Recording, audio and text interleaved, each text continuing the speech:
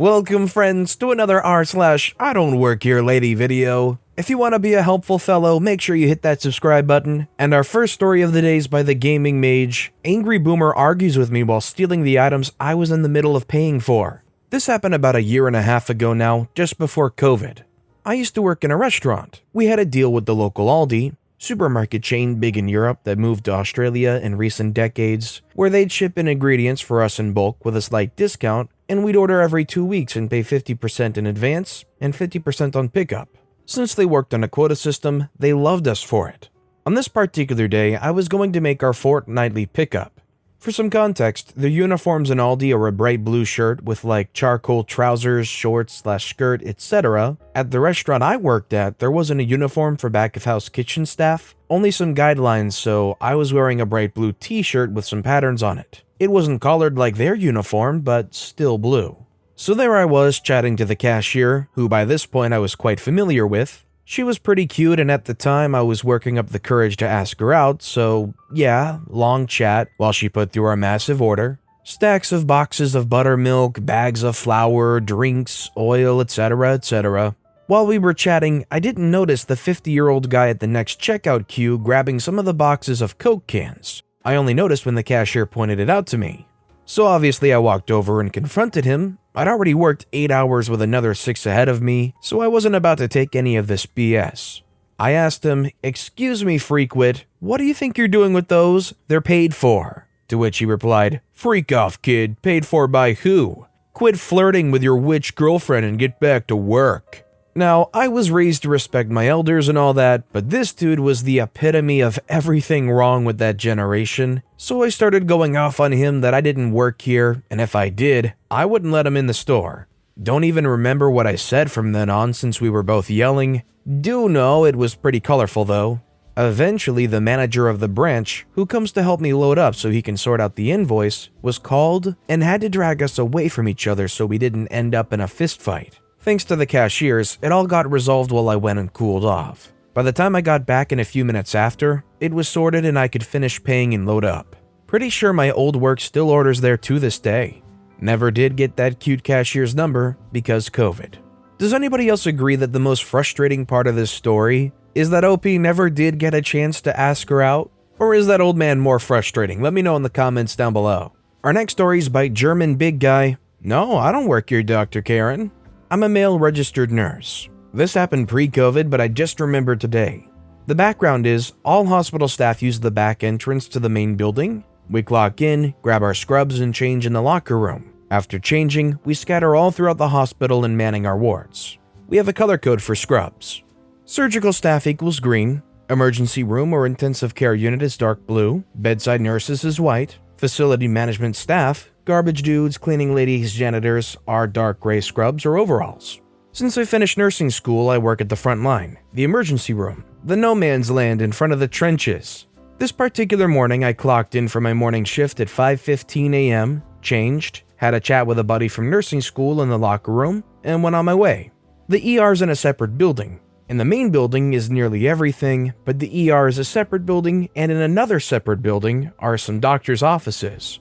So to reach the ER, I took a shortcut through the pediatric ward. I stopped to look at my cell phone. And then Dr. Karen noticed me. Dr. Karen wasn't a typical Karen. She was relatively young, a new intern from med school, but had the whole better than you attitude.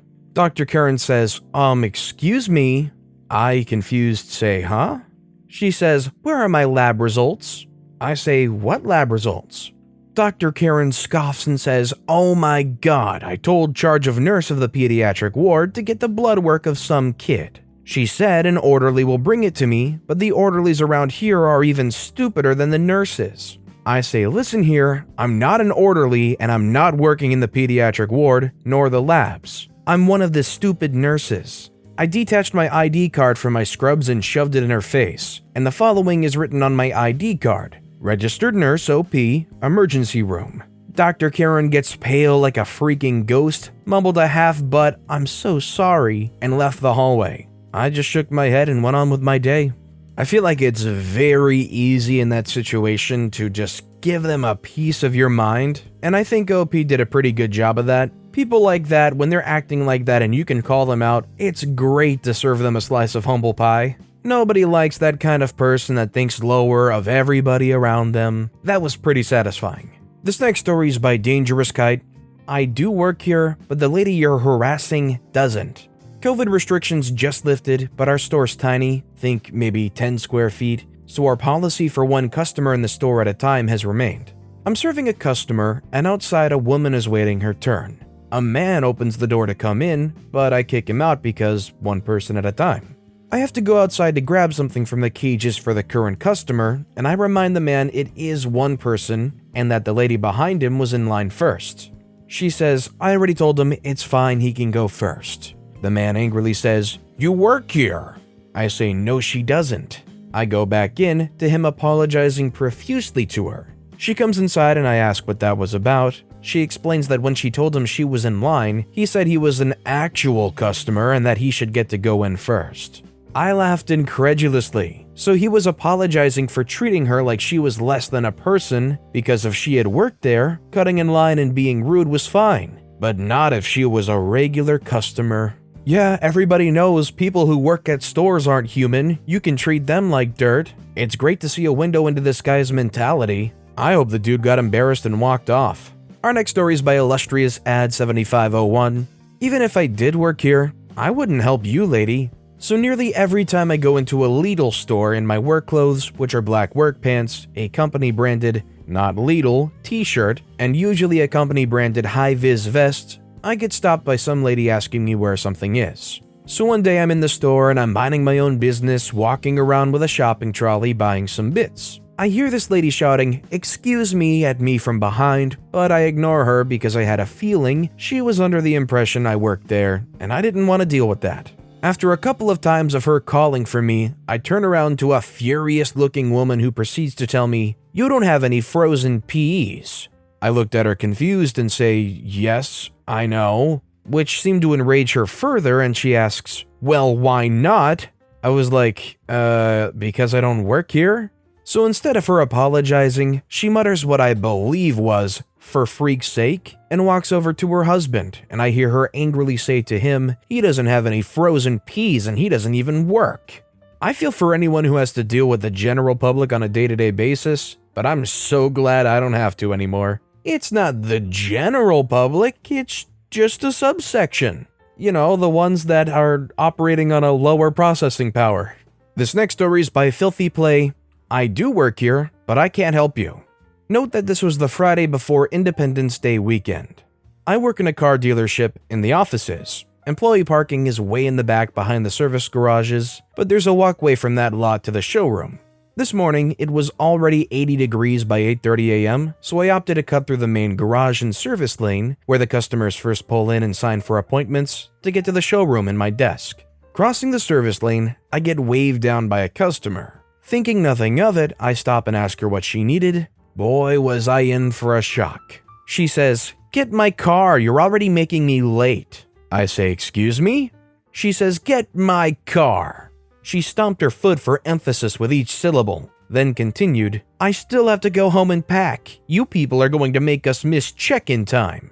I say, "Ma'am, I don't..."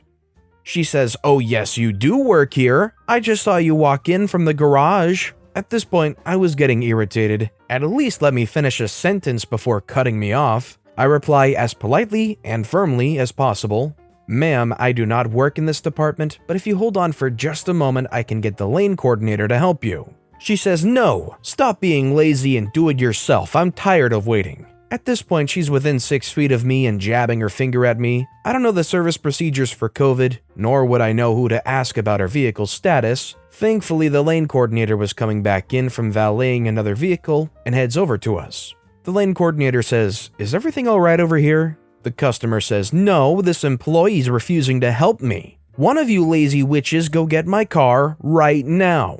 We're going to be late because of you." The lane coordinator says, "Ma'am, she doesn't work in this department. She wouldn't know who to ask about your vehicle status. Come with me and we'll ask your service advisor." The customer follows her with a sneer as I rush to the office to finally clock in. I let my manager know what happened just in case there's a complaint from service. We laugh about it, and I got to work. Later this morning, we found out that she walked in at 8 a.m. without an appointment, demanding an oil change before leaving for a trip downstate. She was squeezed in due to an earlier cancellation, but was warned that it could take longer than normal. When you need a quick and immediate oil change, why would you do a no-call show up to a car dealership?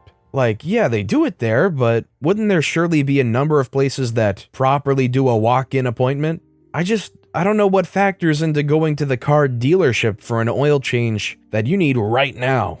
This next story is by Pokemom95. For the 1000th time, I don't work at WallyWorld. Hi everyone, this happened earlier this week and I still can't believe it happened. So I'm a 25-year-old female and a preschool teacher. The director of my center recently gave all the teachers and aides blue t-shirts with the center's name and logo on the front and told us from now on, every Wednesday, we were to wear these shirts.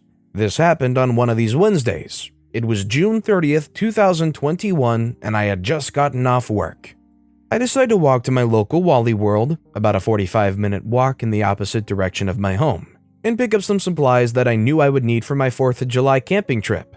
I've gone on this camping trip every single 4th of July weekend since I was born. I'm not kidding, my parents have pictures. And since we moved back in February, some of our camping supplies were missing, so I knew exactly what I needed to get. Here's where I should point out that the shade of blue on my work shirt is the exact same shade of blue that WallyWorld has their employees wear. I didn't have that bright yellow vest some of them will have, but I did have on that blue shirt. Anyway, I made it to WallyWorld and headed to the outdoor sports section, cart in hand. I loaded my cart with a small tent for my son, a large instant canopy, a cooler, and some other small supplies such as a first aid kit, bug spray, etc. As I was loading my cart, I heard someone clear their throat behind me. I didn't look, but instantly moved my cart thinking, oh no, I must be in someone's way. Oh, how wrong I was. I heard the throat clearing again, and this is when I looked up. Right before me stood the wannabe country girl version of a Karen, head to toe in pink camo, real tree hat upon her bleached blonde hair, the gaudiest pair of sunglasses I've ever seen. You get the drift. She looked like Barbie decided to go hunting for a day with zero hunting experience. I say, what do you need? She says, excuse me? Is that how you greet customers here, young lady? I say, I'm sorry? She says, yeah, you should be. You're not standing at the register like you should be. Instead, you're just walking around the aisles like you're on a leisurely stroll. I say, I'm sorry, ma'am. I'm just doing some shopping. She says, well, you can wait until after your shift is over. Now get over to the locked case. I need one of those BB guns for my baby. I say, listen, lady. Lady is most certainly not the word I used, but I don't think cussing is allowed. I don't know who the heck you think you are, but you need to back off. She says, how dare you? You need to treat customers with some more respect. Especially your elders. Why are teenagers so disrespectful? I say, lady, 1, I'm 25. 2, respect is earned. You'll get it when you give it. 3, do you see WallyWorld on my shirt? No? Then go freak off. Now. I don't work here. Normally I'm non-confrontational, but after dealing with tiny hurricanes of snot all day, my whole body hurt, and I was ready to check out and call for my cab. Karen had the look on her face as if she'd just seen something terrifying and walked away. As she sped away, I called to her, I hope you don't breed. We don't need any more Karens in the world. Yes, I crossed the line a bit with that last remark, but boy, did it feel good to say it. Even if OP didn't say it, I'm sure a lot of people in that moment would be thinking it. It was just a little more truth than you anticipated slipping out into reality. And our final story of the day is by AK Blue Eyes. I'm not joining the cult of Karens. I'm 43-year-old and female, mostly white, short and plump, blonde hair, which I stupidly cut short in a low-maintenance boy cut looking thing. I do animal rescue and don't have time to do hair. Since I've done this, I've had Karens continuously coming up to me and complaining about workers at stores. I don't want to have anything to do with these people. The worst part is I have CT PTSD, and being in public stresses me out. They come up to me from the side, just start jabbering at me. How long have you waited in line? I've been here forever. Can you believe they let people like that in the store? Poor homeless man trying to buy a sandwich. And this last one twice since it's Pride Month. I hate when they try to make everything political, don't you? Last time I was so flustered I said, I don't know you, and took off. but I want to use my haircut for good, not evil. Can anyone think of something clever I can say? I want to remember it and really freaking zing them. One of my favorite comments on this Reddit post is so blunt. It just says, my go-to response is, why do you think I care? Honestly, it might upset the Karens a bit, but like, I feel like it's kind of justified, ain't it? But with that being said, that's all the time we have for today. So of all these stories I've read today, which is your favorite and why? Let me know in the comments down below. And if you haven't yet, if you could like and subscribe, that would mean a lot to me. Whatever you do, whether it's liking, subscribing, turning notifications on, all of it helps grow this channel, and I appreciate the heck out of it. So until next time, I'll see you all tomorrow with some more stories.